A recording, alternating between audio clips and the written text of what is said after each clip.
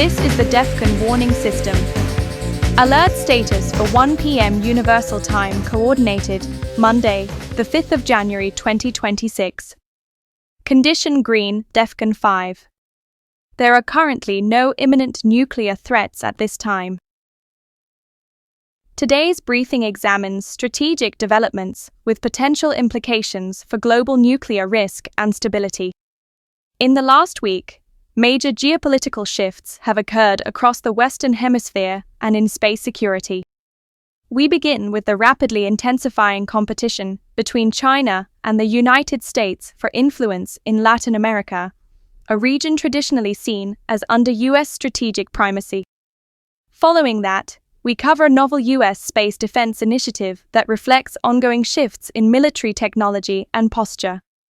The single most consequential event of the week, however, is the extraordinary escalation of U.S. military action in Venezuela, including the capture and extrajudicial transfer of Venezuela's president, an event that has already provoked international legal scrutiny, regional tensions, and responses from states including Cuba, Russia, and China.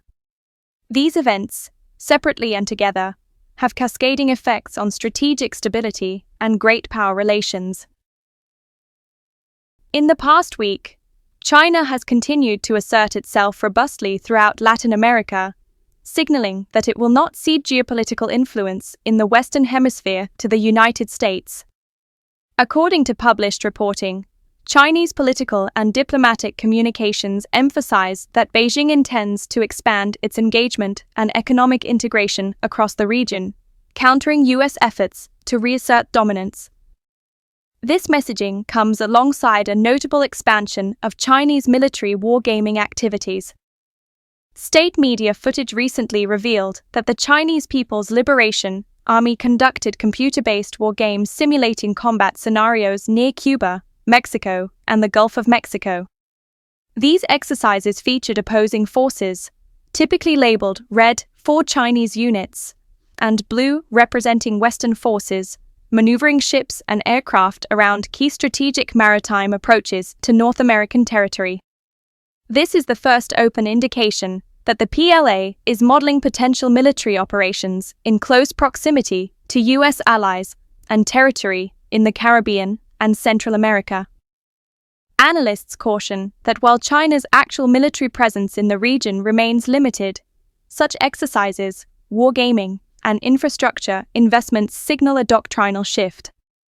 Beijing continues to develop dual-use infrastructure, holdings that serve civilian economic functions while reducing mobilization times and increasing strategic leverage in times of crisis. Strategic analysts have flagged Chinese control of ports and radar facilities in South America as possible future support nodes for military activity. China's diplomatic signaling aims to reinforce its relations with governments across Latin America on economic and infrastructure terms, including expanded trade, investment, and loans. The combination of deepening economic ties and the unusual choice to simulate Western Hemisphere combat underscores China's broader global military planning beyond the Indo-Pacific. For the United States, this trend complicates hemispheric security calculations. It increases the likelihood of strategic rivalry penetrating areas that, since the Monroe Doctrine era, Washington has treated as a core security domain.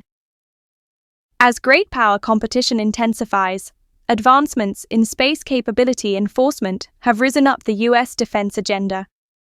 In response to global missile threat developments and the accelerating pace of satellite proliferation, the U.S. Space Force and its industry partners continue to pursue space-based defense solutions. A significant milestone is the development of an orbital carrier system known as Diamondback by Gravitics Inc. in partnership with the U.S. Space Force. An orbital carrier is a spacecraft designed to serve as a staging platform in low Earth orbit. Diamondback, in particular, aims to protect existing U.S. national security satellites and to deploy missile intercept capabilities from orbit. This reflects a strategic shift toward leveraging space as an active theater for national defense, rather than primarily for communications or surveillance. In complementary developments, the Space Development Agency awarded approximately $3.5 billion in contracts to construct the next tranche of missile tracking and warning satellites in low Earth orbit, part of a broader architecture to provide global missile launch detection, tracking, and defense integration. These networks are intended to improve both early warning and control for defensive shooters, and to harden U.S. sensing against sophisticated missile threats, including hypersonic systems. The United States is also investing in interceptors designed to operate in space or during early missile flight phases. These capabilities, including proposals for boost phase interceptors, indicate a strategic interest in intercepting missiles at the earliest stages of launch. These systems remain developmental, but they signal how space domain dominance is a focal point of contemporary deterrence and defense planning. The technological and doctrinal evolution of space militarization carries implications for strategic stability. While defensive in stated purpose, space-based weapons and interceptors can be perceived by rivals as steps toward weaponizing space, potentially prompting reciprocal investments by great powers such as Russia and China. Arguably the most dramatic global development this week is the significant U.S. military action in Venezuela, an operation that precipitated the capture of Venezuelan President Nicolas Maduro and his wife, Cilia Flores, and their transfer to the United States to face federal charges. This extraordinary operation occurred early on the 3rd of January 2026 under the codename Operation Absolute Resolve, involving hundreds of U.S. aircraft and special forces. The assault targeted multiple military installations and infrastructure around Caracas and resulted in significant casualties. While on the surface this may appear to be a regional issue confined to the Western Hemisphere, its broader implications extend well beyond Latin America.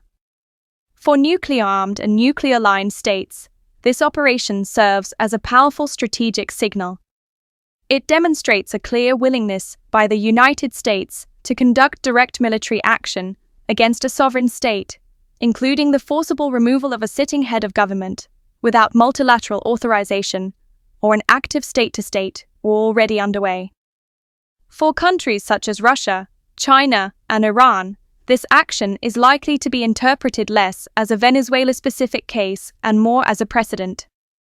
In particular, it lowers the perceived threshold for leadership targeting operations and decapitation strikes during periods of political or military confrontation. In nuclear strategy, such perceptions matter. States that believe their leadership may be targeted early in a crisis tend to compress decision-making timelines, disperse strategic forces more rapidly, and move sooner toward higher readiness levels. This dynamic increases nuclear risk not because Venezuela itself possesses nuclear weapons, but because it alters how future crises elsewhere may unfold. In a confrontation involving Taiwan, Eastern Europe, or the Middle East, adversaries may assume that restraint can no longer be relied upon, and that escalation could move quickly from political pressure to direct force. That assumption incentivizes preemptive posturing, reduced tolerance for ambiguity, and greater reliance on launch-on-warning doctrines. Additionally, the operation risks further erosion of international norms surrounding sovereignty and leadership immunity. As those norms weaken, so too does confidence in crisis stability mechanisms that have historically helped prevent rapid escalation between nuclear-armed states. Even if unintended, the long-term effect is an environment where miscalculation becomes more likely and reaction times become shorter. For these reasons, repercussions from U.S. actions in Venezuela are likely to be felt for years to come, not primarily in Latin America, but in how future great power confrontations are planned, interpreted, and managed under nuclear shadow conditions. The DEFCON warning system will continue to monitor global strategic developments closely, particularly in Latin America, space security, and great power interactions that influence nuclear risk dynamics. The DEFCON warning system is a private intelligence organization which has monitored and assessed nuclear threats by national entities since 1984. It is not affiliated with any government agency and does not represent the alert status of any military branch. The public should make their own evaluations and not rely on the DEFCON warning system for any strategic planning. At all times, citizens are urged to learn what steps to take in the event of a nuclear attack. If this had been an actual attack, the DEFCON warning system will give radiation readings for areas that are reported to it. Your readings will vary. Official news sources will have radiation readings for your area. For immediate updates, visit www.defconwarningsystem.com. Breaking news and important information can be found on the DEFCON Warning System Community Forum and on the DEFCON Twitter feed DEFCON WS Alerts. You may also subscribe to the DEFCON Warning System mailing list. Note that Twitter updates may be subject to delays.